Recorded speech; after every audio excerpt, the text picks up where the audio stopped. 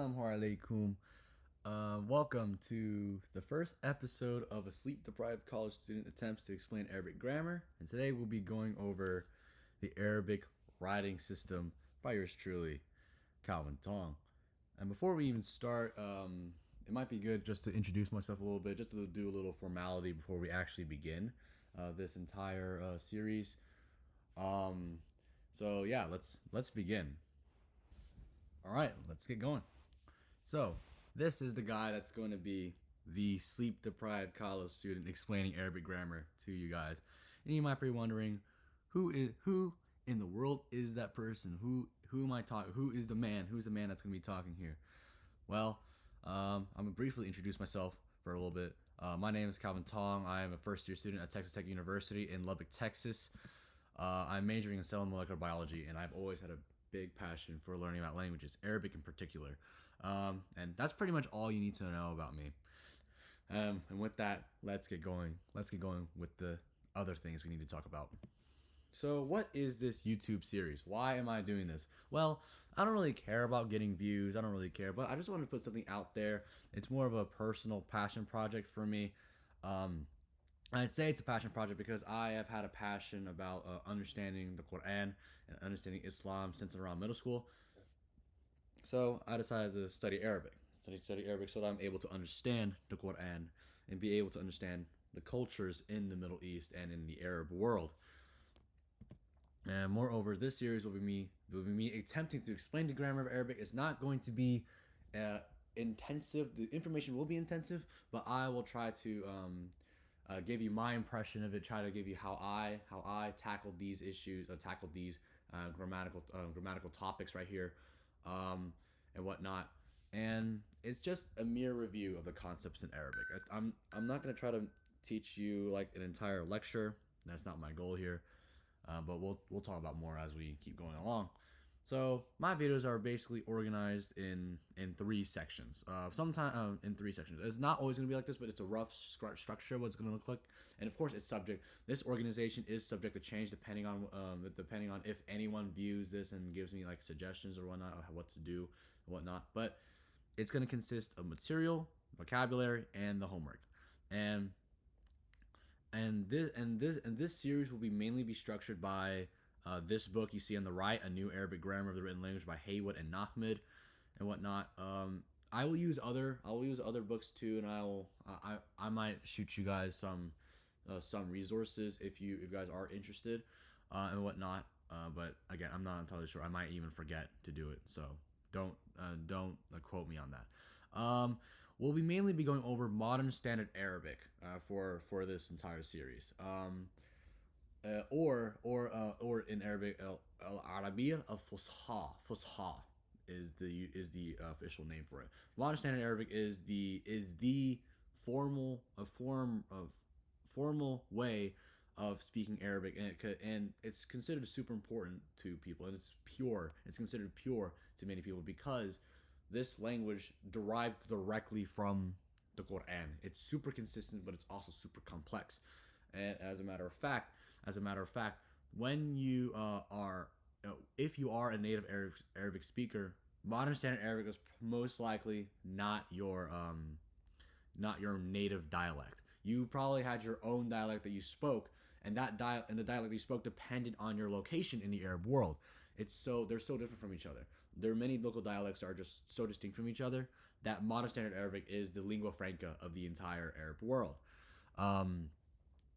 MSA is one of the official languages of the UN, so I do highly recommend learning it. But if you are planning to live in a local country, I do highly implore you pick up a dialect, learn how to get around with it, because that's going to be your biggest help, and whatnot. So that's why we're going to be going over modern standard Arabic, mainly grammar.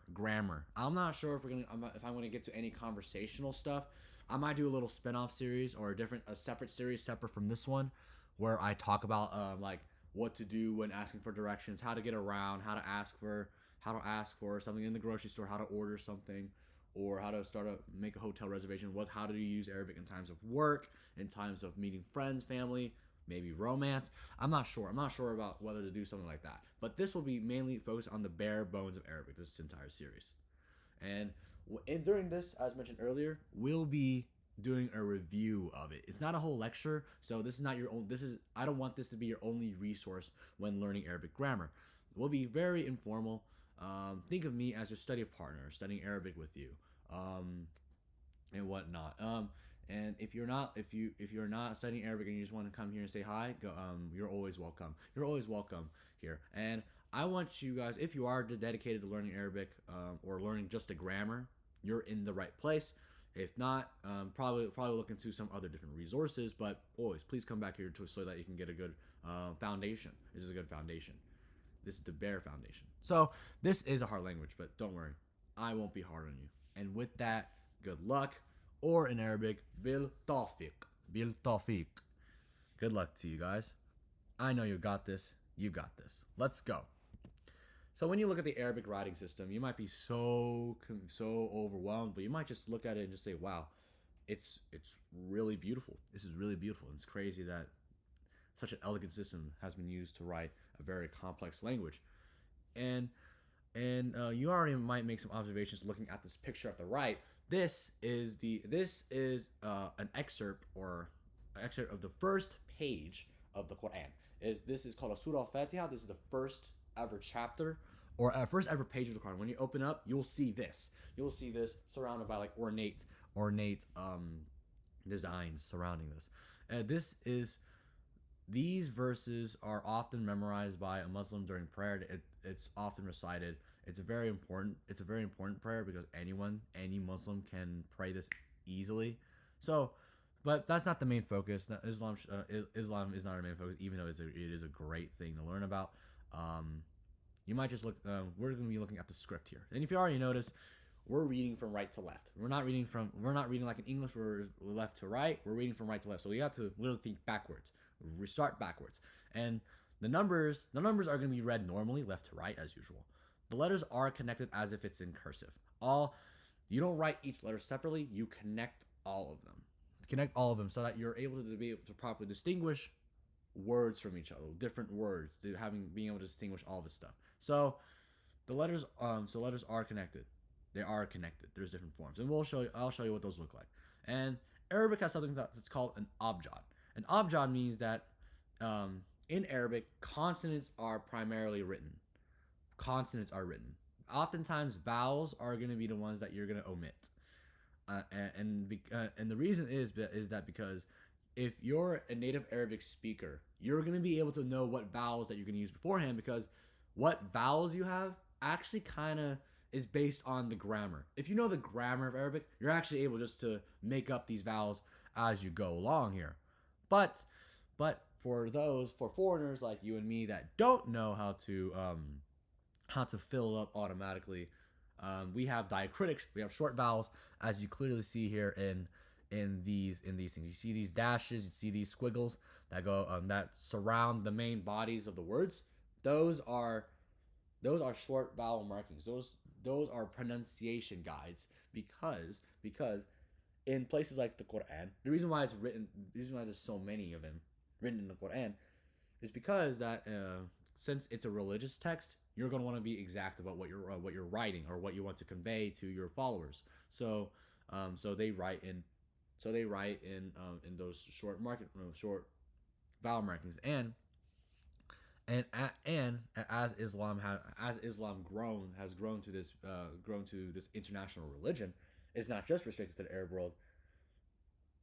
It's been written like this, just so that your average Arabic learner is able to pronounce these words.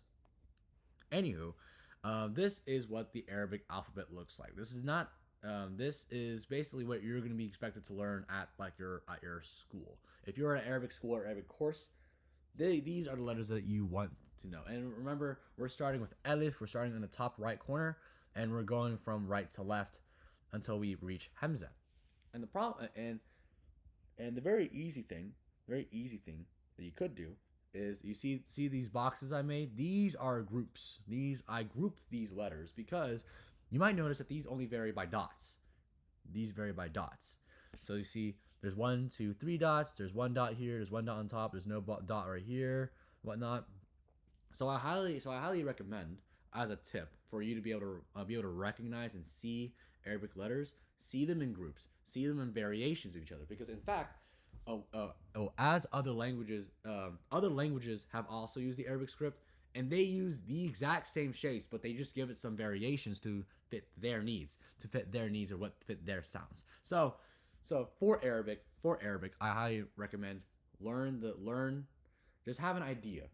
Just have an idea of what these dots represent. So because they represent different letters. They represent different letters. As a matter of fact, a long time ago, these dots were not written. It was just written in the bare bodies of the letters. It's called Rosum. But now, just to take away ambiguity, they decided to put in those dots to make it easy for the Arabic speakers to be able to read what's going on here. So of course, you see the first column is the actual letters in question. And then we have the names of the letters, and then we got transliteration of the sounds, and then IPA. And you guys probably don't know IPA, so you might think, oh, I might just use transliteration here. That's just I might just use English letters to help me out, and I might as well just write Arabic in the English alphabet. And I entirely warn against it. I discourage it entirely. As a matter of fact, for my future things, I am not going to write in I'm not going to write in transliteration, because transliteration is not consistent year round. There's different ways of writing Arabic and whatnot. So our Latin alphabet can never fully capture these Arabic sounds. So I highly recommend learn the alphabet. Learn the alphabet. And with that, we can get started in actually getting a little overview of what the alphabet is. Let's get started.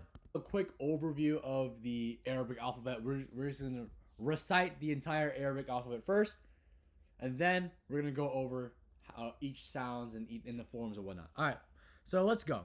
So we have Alif, Ba, Ta, Tha, Jim, Kha, Kha, Dal, Zal, Ra, Zain, Sin, Shin, Sad, Dad, Dad, Zad, Ain, Ghain, Fa, Qaf, Kaf, Lam, Mim, Nun, Waw, Ha, Ya, Hamza, Lam Alif, and Marbuta.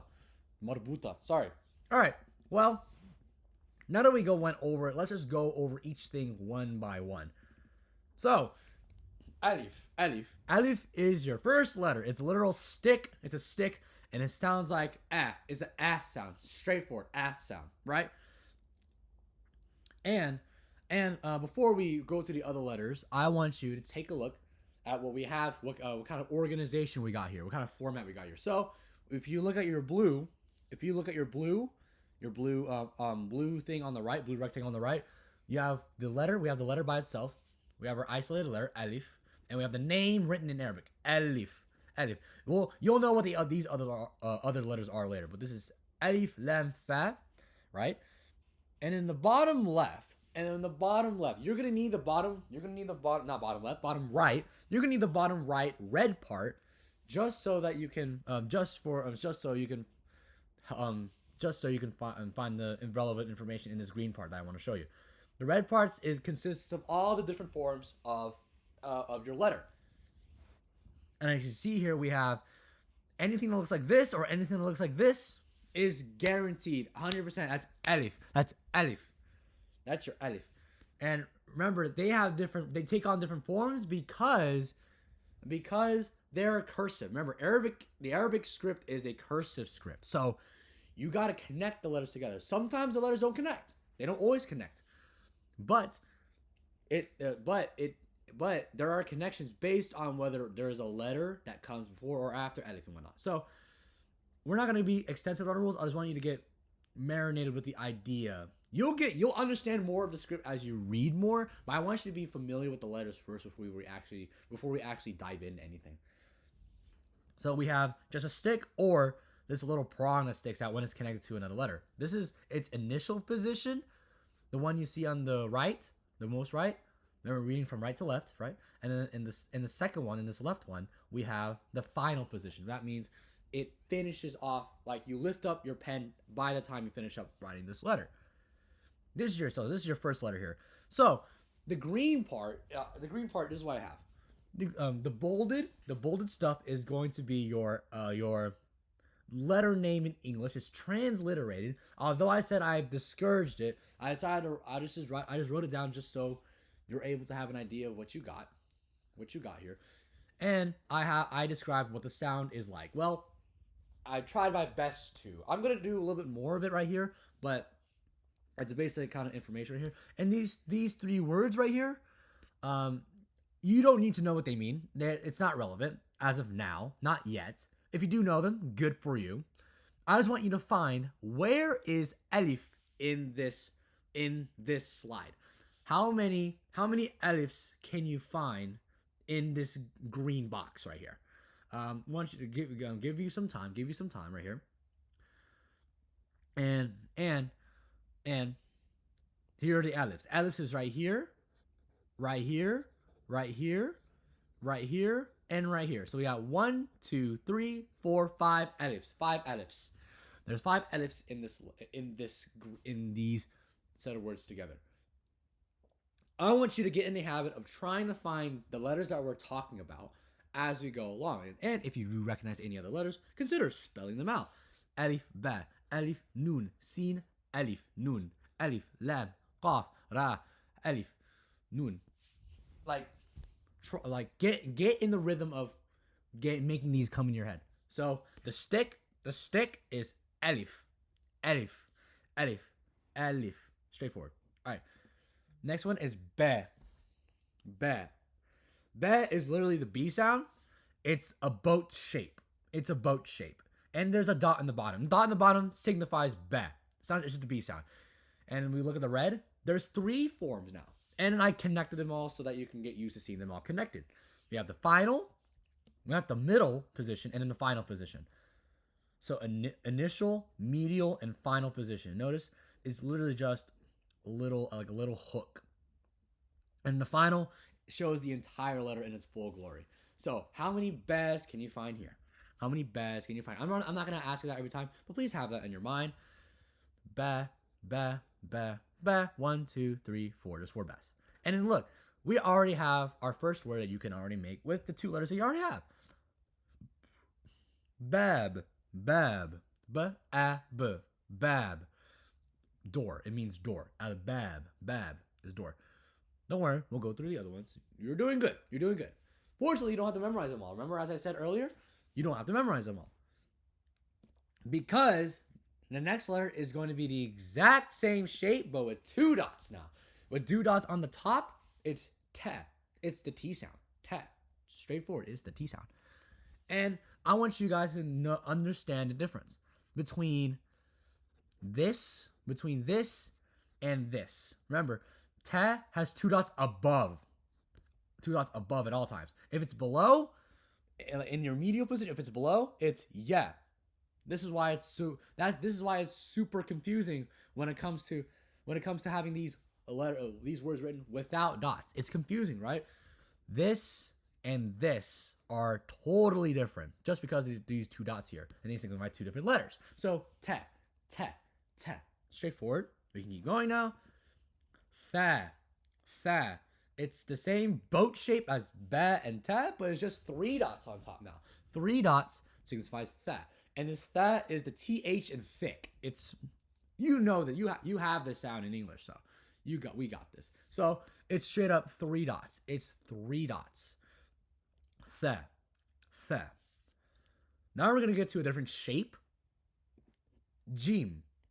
I don't know what shape to call this. I'm gonna call it the belly shape. Except when you write it out, when you connect them to 2 different letters, they don't take on a whole belly shape unless it's final. Remember, the final shows you the whole letter usually, but the front, the middle parts, you may have to really memorize, but they're quite simple. They follow a really straightforward pattern. Because if you want to connect jim to something like alif, you're gonna take a form like this, right? So have that in your mind. So this sounds like the J sound. This is the jim. You can tell it's jim because there's a dot right at its belly, right at the belly of jim. Jim. Sometimes when you're in Egypt, you're gonna hear this pronounced as with a gus sound. So this might be gim. But you may get that because remember, different dialects have their own, even have their own different ways of pronouncing these letters. But this is Fusha. This is we're learning modern standard Arabic, so do not worry about the G part. Don't worry about it's pronounced as G in Egypt. I wrote it there because a lot of books tend to talk about that crap. And it's like, okay, I'm just learning Fusha.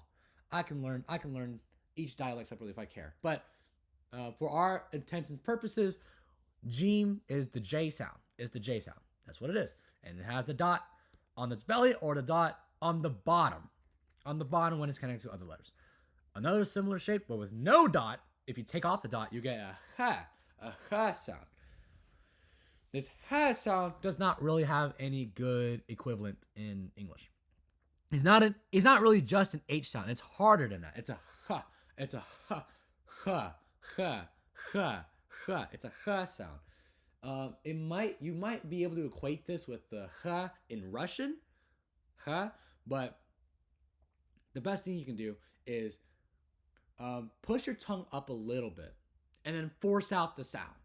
Ha. You want to make sure that you're restricting the sound just a little bit, but not too much that you're just stopping that flow of air altogether. So it's ha. And it's no dot. Remember, there's no dot in this ha. If you put a dot on top of this shape, you get ha. If you ha. There's no good sound for this in English or good equivalent, but it's like the ch in German, like Reich or Mädchen. I think I pronounced that right. Mädchen means girl in German. I'll type it out in the footnotes, and I'll let myself know if I messed it up in the editing. But it's the dot on top. It's ha. All right, now we can get to a different shape. So let's review. Alif, ba, ta, tha.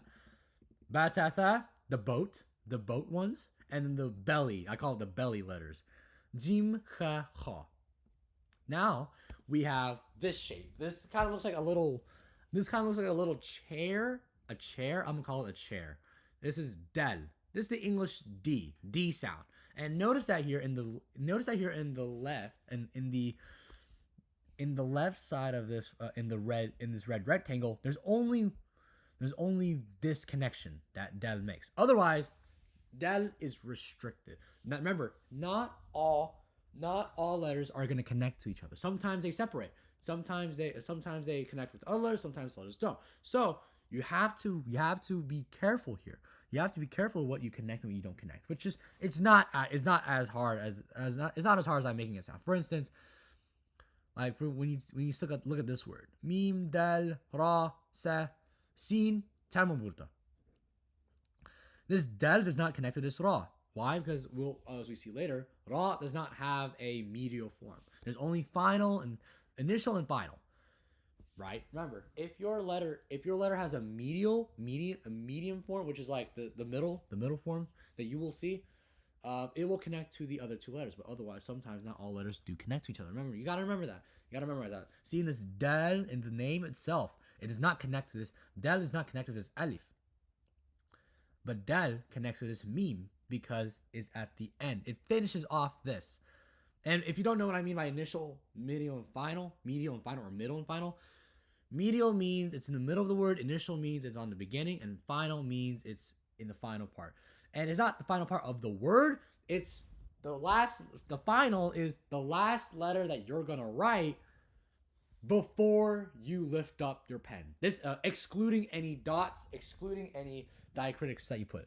Just the main body of the letter. So that's why when you write it out, like you lift up your pen, right? Ra, lift up your pen. Sin tamaburta.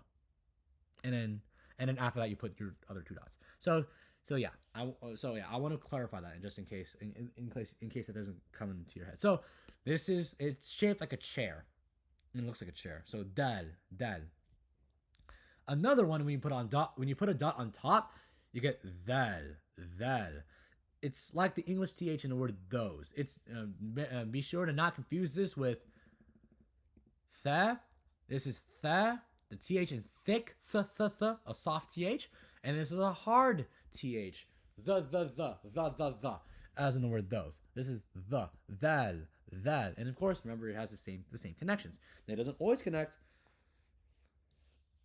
And I couldn't think of an example where it has this at the end.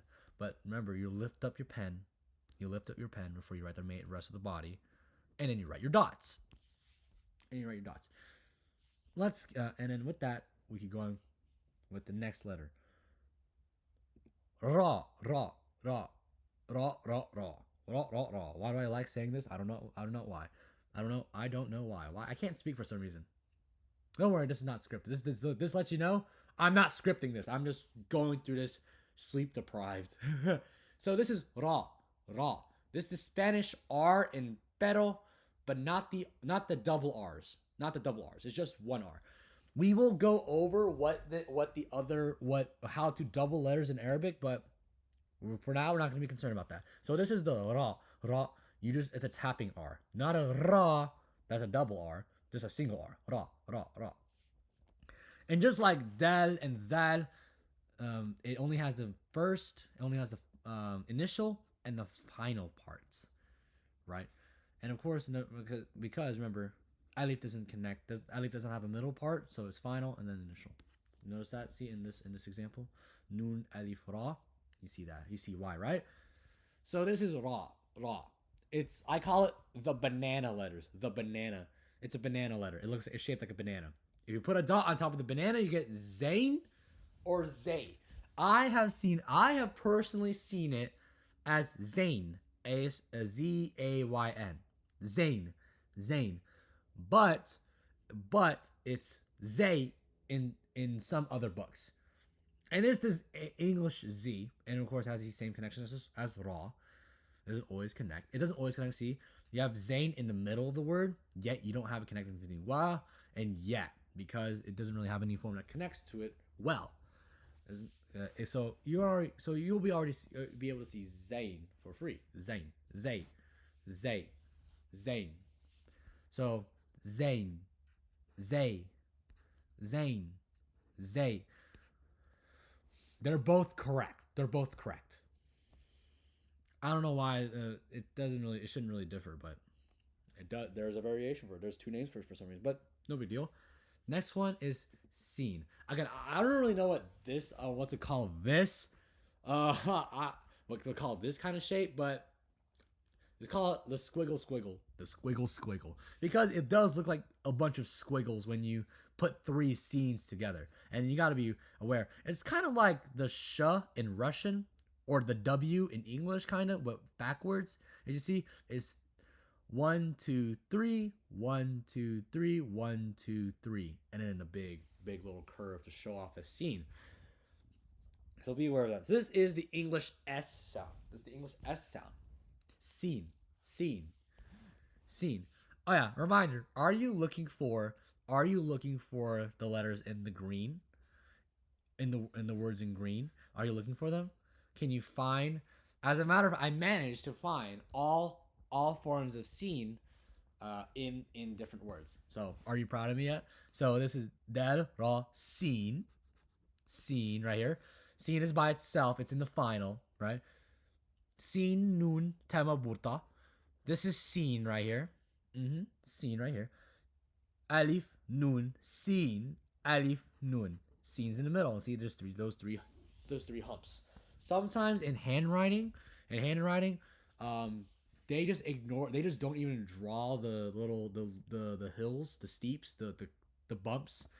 They just make it one straight line. They just put it one straight line when it comes to handwriting. Do not do that.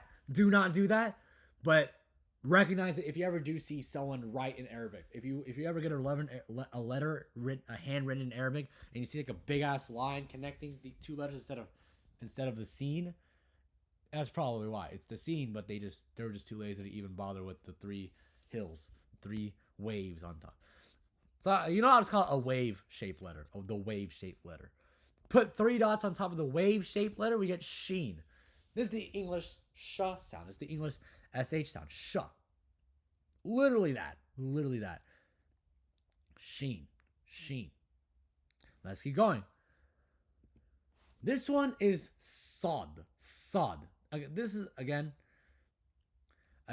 This is one of the examples where like I don't like to transliterate, because in this name I wasn't able to give it a good transliteration. It was like a S with a dot in the middle. Dots in the middle represent that the sound is hard in some conventions, but again, don't use that transliteration system. I just wrote it just so that you can have an idea. You can have a rough idea, not an exact idea, a rough approximation. So I don't know what I'm gonna call this, like the camel, because it has a little hump on it. And then when you have it right here, you see this little neck. It's a little neck and it's a little camel hump right here. So this is sod. Sod. This is what I call, or what it is called, the emphatics. It's an emphatic sound. It's an emphatic sound. Basically, it's a harder form, or it's a more aggressive form, sound form, or counterpart of another letter. So this is the emphatic form, the emphatic counterpart of seen. It's seen. Sod is seen, but harder. So it may take you some time.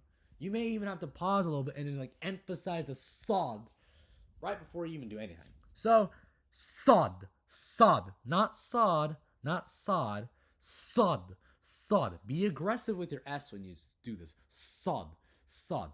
Press your tongue against the edge of your upper teeth as you would an S, and then force this sound out. Don't let it come smoothly. Don't let it come smoothly. We're speaking Arabic, not English. Sod, sod, sod. Practice, practice, practice, practice. Put a dot on top of this camel, we get dod, dod, dod. Do not be gentle with it. Just dod, dod, the, the. It should be the. It's a dal, so the D sound, but emphatic. Dot, dot. Force the sound out. Force this sound, and notice you're able to follow the same rules as you did with sod. Place your tongue on your upper teeth as you would a D sound, duh, and then force out this sound. Just force it out. Just give it more energy. Dot, dot, dot, dot. Nailed it. Nice job. Next, another emphatic sound is ta, ta, ta. This is a harder version of ta. Harder version of ta. This is another emphatic sound. So same thing. Do the same ritual, but just do the same ritual with your tongue, and just force out the sound. Ta, ta. Force out. Make sure that ta stands out from the other parts, other letters of the word. Ta. Ta, ta. Nice. I'm gonna call this, I don't know what to call. I'm gonna call it like the tree, because there's a little tree stump and there's like its roots. I don't know what else to call it. And it's an upside down kind of tree. I don't know what to call it. An island. It looks like an island because there's the sand and there's the land and then there's a little tree on top. Put a dot next to it, or like a little sun or a moon on it. We get zot. Za, za. This is Zane, the Z sound, but it's stronger. Another emphatic sound. This is the last emphatic sound I'm really gonna show you. Za, za, za. It's the Zane, but stronger. Let's review the emphatic sounds before we actually keep moving along. It's always these four in a row. Pronounce it with me. Sod, dot, ta, za.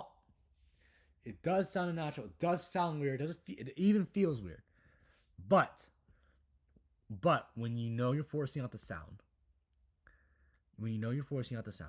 you're doing it right. You're doing it right. Do it again. Sod, dod, ta, za. Nice job. Let's keep going with another sound that's very difficult. Ein, ein. Ein. It's an E shape. It's an E shape. Ein. Ein. Ein. And notice that its tail comes off entirely. You just see the head when it comes to connecting. And it even looks weird in the middle and the end parts because you have to literally find a way to connect them. And they did it with this little knot right here. Ein. So, to make this sound, push the back of your tongue toward your throat and then force out the sound that you get from that. So, ein, ah, ah. So, ein, ein, ein. It's very weird when you don't see my face doing it, but try to imitate the sound. Try to go and then transition to by pushing your tongue slowly back as you go. It should sound something like this. Ein,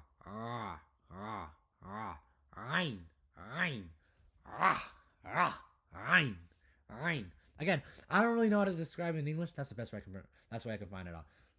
Look up some videos that can probably help you out in actually pronouncing this. I don't even know what sound is this called in linguistics. There's probably a name for it, but I don't know what the official name for it is. All right, put a dot on top of it. We get rein, rein.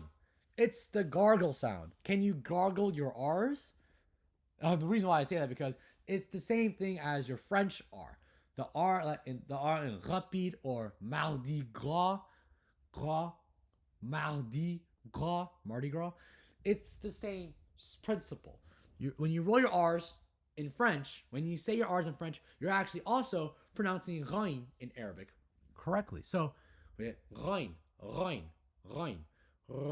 It's a gargle sound. So it's a little trill that you make on your throat instead of your tongue now. Can you gargle your R's? Rein, rein, rein. Fa is straightforward.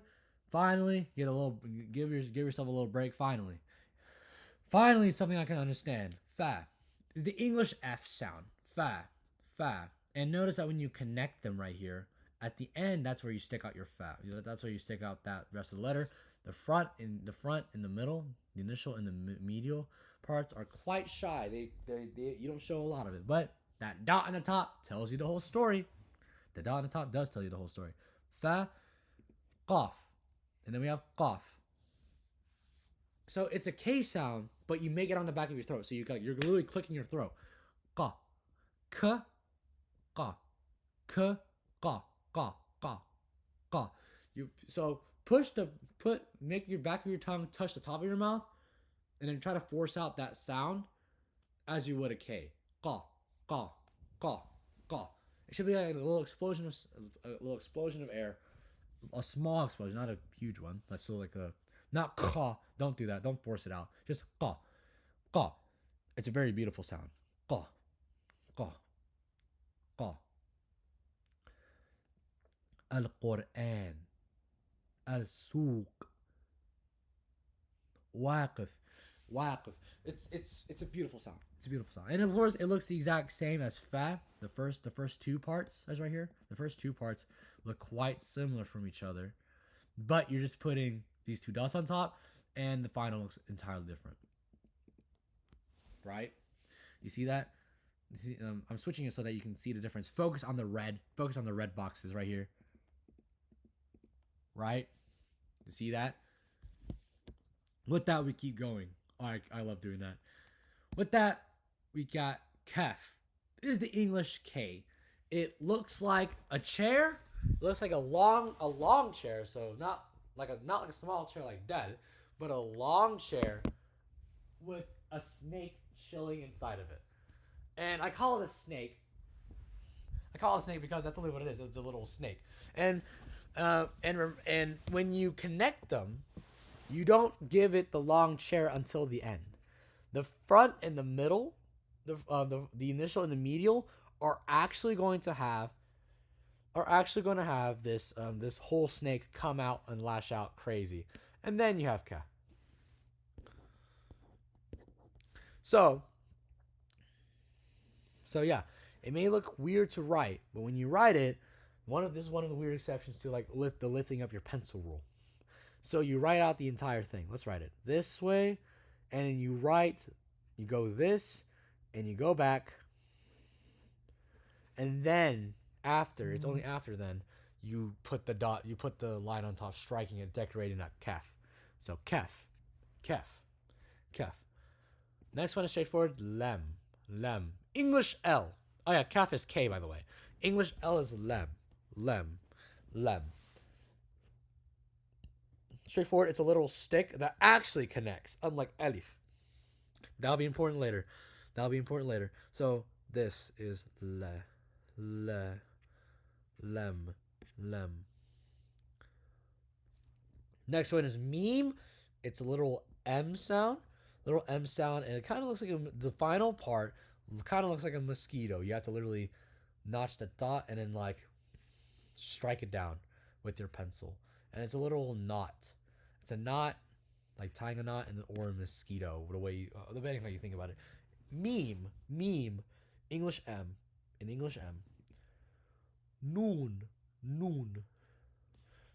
straightforward. It looks like a little moon with a dot on top. It's not like a big boat. It's not like a wide boat like be, tethe. It's a small boat. So just noon.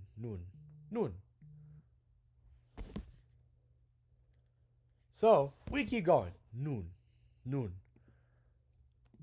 Wow. Is the English W. Wow. It looks like a 9 shape. It has a 9 shape. It looks like ra with a little circle on the beginning. Wow. And notice there's only 2 different forms of it. Initial and final. Wow. Ha. This is the English H. And it does look super weird when you connect it. Because you have to do like a little this, you got to do a little knot thing, and you got to do this. It does look weird. It does look weird when you write it down. Ha. Yeah. English Y. And it literally looks like a snake with 2 dots in the bottom. And notice that it looks like ba and te. Looks like ba, te, and the in the middle. But the only difference is there's those 2 dots. And then you have that dot, and you have those 2 dots in the end with the little snake coming out in the end. Yeah. Hamza.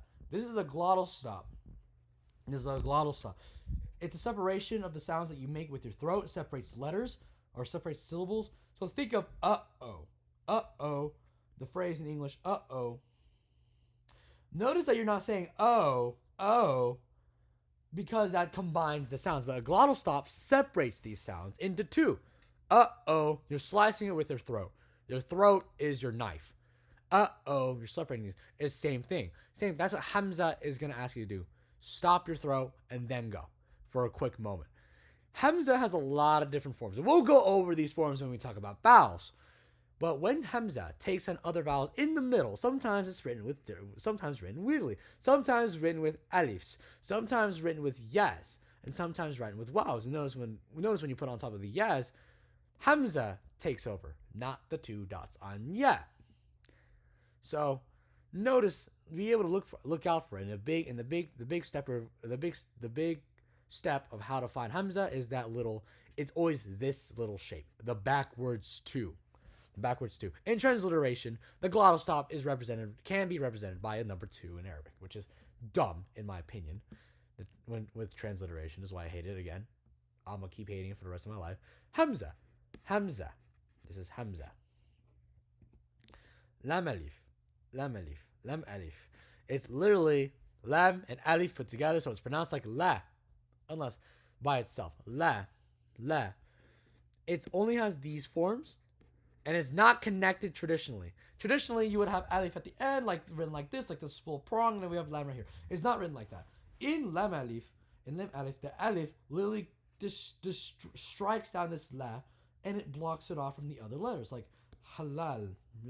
Notice that lam alif is in the middle, but a middle of the word, but that's the final end of this body, because it can take final form. It does not take this form, because if it did take that form, it'll be harder to. If you are theoretically able to connect the lam alif, it would be very hard to be able to differentiate between. Oh, is that a lam? Is that an alif? What is this? It's 2 lambs together. Does not make sense, right? It does not make sense. So that's why it only has these 2 forms. Time burta. there is not really a good way of how to describe it because it's only really used in terms of grammar. It marks feminine adjectives and nouns, with some exceptions, but we'll talk more about ta later on. But when usually it's silent with the letter before it taking fatha or the a sound. We'll do an exercise on this later. Don't worry. But it's when it's marked with a short vowel diacritic or when it's vocalized. That's another way of saying vocalized with short vowel diacritics, which are not written as often. But when written, it takes the t sound in ta. That's why it's called ta marbuta. It's the ta that's not been able to express itself. It's tied up. Ta marbuta, ta marbuta. So it's a ta, the two dots, but with ha. The two dots signifying ta, and then it is ha signifying that. And notice that it only has this form and this form. That is because ta marbuta can only happen at the end of letters, at the end of words, never in the beginning. Ta marbuta never starts it off. Never starts off a word, and you don't even find it in the middle of a word. So yeah, ta marbuta, ta marbuta. And with that, we can talk about the vowels. There are vowels in Arabic that are not written, or they're pretty hard to spot. These are the ones you need to be concerned about now. There are 6 different vowels in Arabic, 3 long, 3 short. Technically, according to like the IPA or linguistics, there are 3 vowels in Arabic. But for all intents and purposes, I'm gonna say that there's 6: 3 long, 3 short. The sound, 3 sounds, 2 different lengths of it. So 3 times 2, 6. 6 distinct vowel sounds. First, we have short vowels. Short vowels are implied. That means you're not gonna see these vowels often in your Arabic text. But do not worry, do not fret. Throughout the grammar, I will input these little short vowel markings so that you'll be able to know what vowel is going to be used. And but I do want you to get used to not depending on short vowels in the future.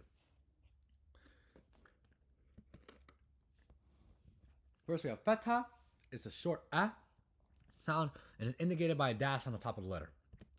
Kasra is indicated by a dash below the letter. Kasra is a short e sound. E.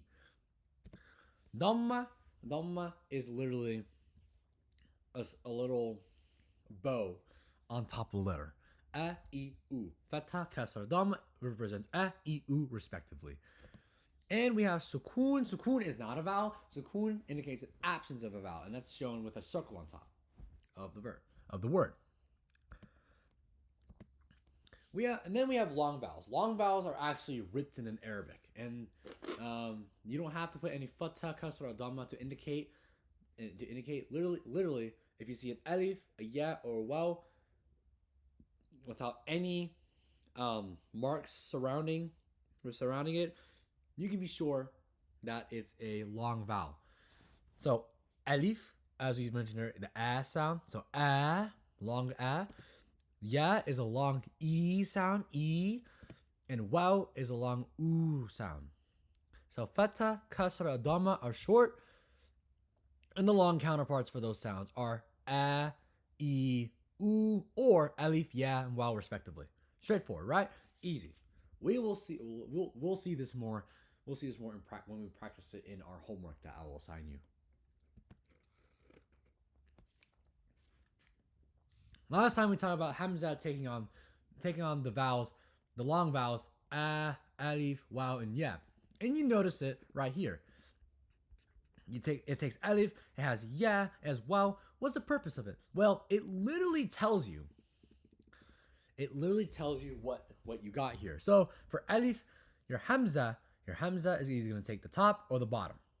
And remember, the bottom, kasra in the bottom, kasra is in the bottom, so it's an e. It's just a short e sound. So it's a, I, u, a, I, u for this alif column.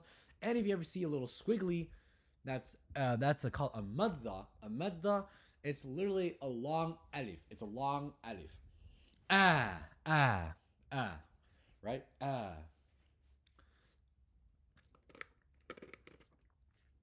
Next one we have Hamza on U.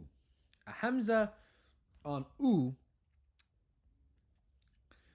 A Hamza on U typically typically represents an U.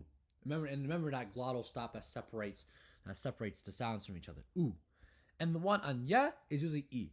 So, as a matter of fact, I don't even have to write these short vowel diacritics, but you would know what vowel is being referred to here because you have the other letters that are going to be helping you. Except when you have alif, where you have hamza representing two possible vowels, the u and a. But again, nothing to be concerned of. Nothing to be concerned of. Those are the only really weird parts of the hamza. So I want you to be able to recognize and see that for yourself. Because fellas, if it's not there, you're not always gonna see hamza written all the time. But when you do see them, it's going to help you a lot. And the u and e, these are not long. They're not elongated. These are not elongated. It's just a u e,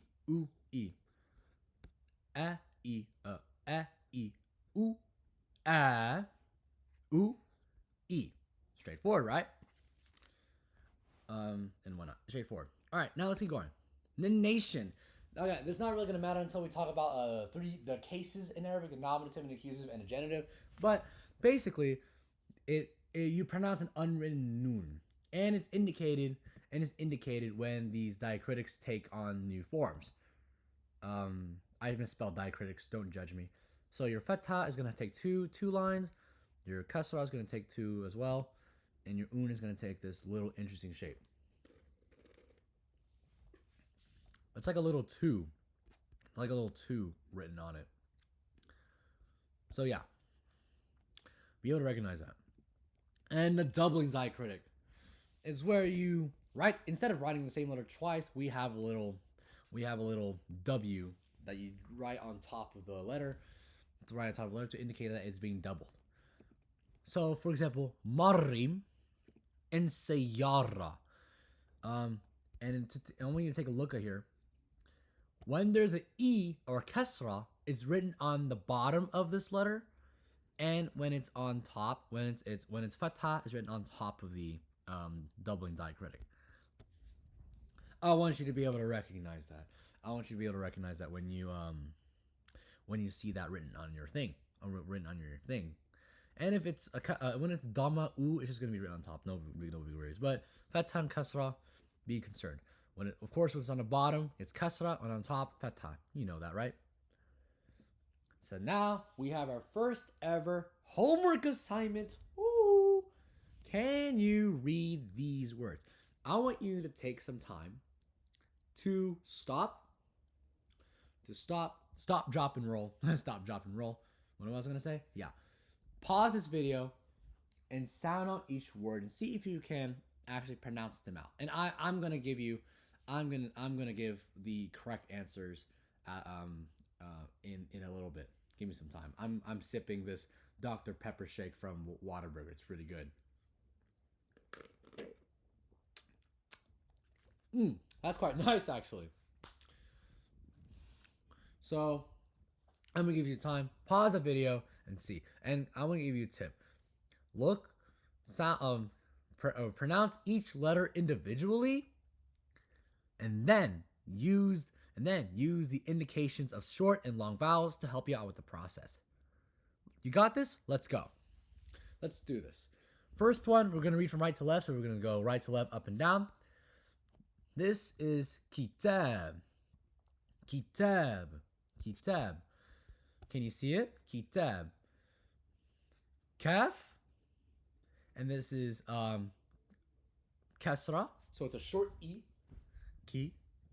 The syllable is ki. Ta. Alif. Alif. There's no other markings on ta. So I can be sure that this alif is the long vowel. Kitab. Kitab. And this B doesn't really have anything, but don't worry. It would be kitabun, but we don't have Typically, if you have letters at the end of nouns, you don't really need to pronounce any vowel. Kitab, kitab. It's conversational because it's conversational practically.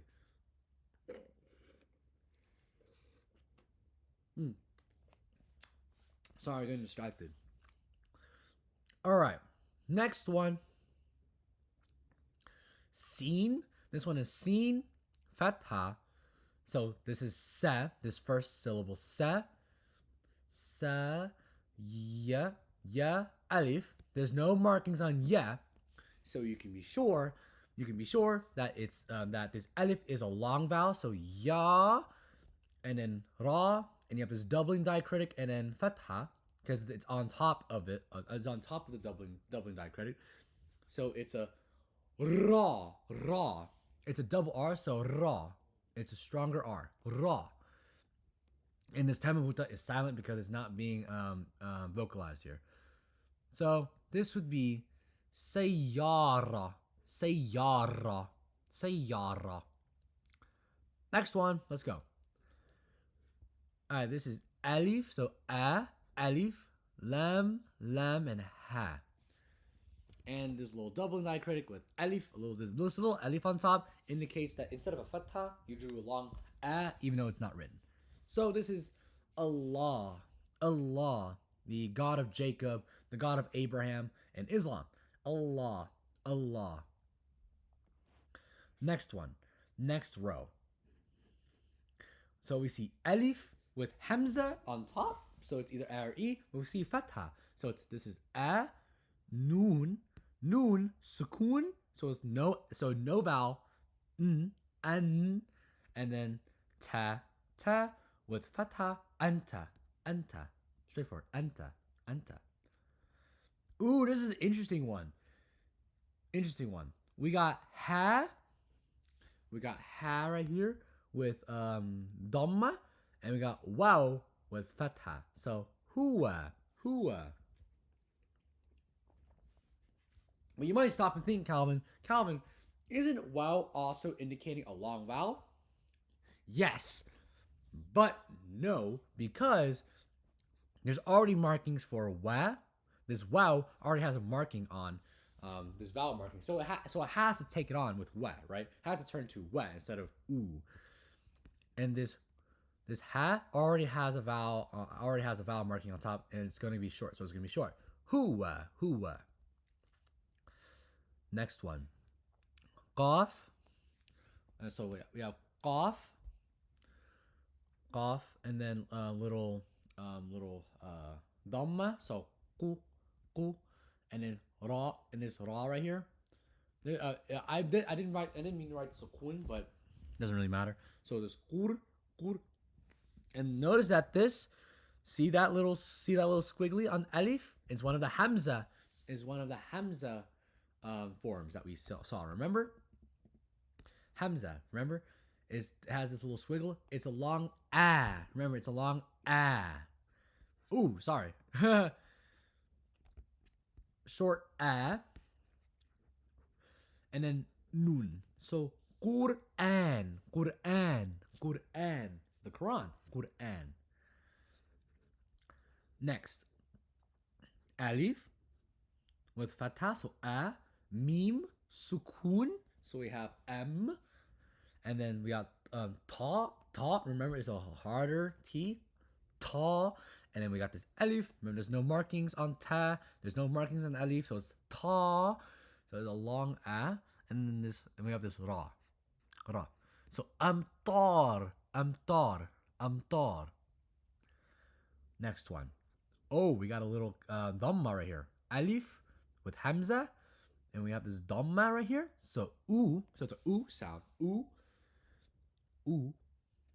This meme, okay, and we have the little doubling diacritic, so we can elongate this m sound, just the m sound, and we have short vowel dhamma, but it's the form where you have to have some nunation. You have to add a silent, an implied, unwritten noon sound. So this is ummun.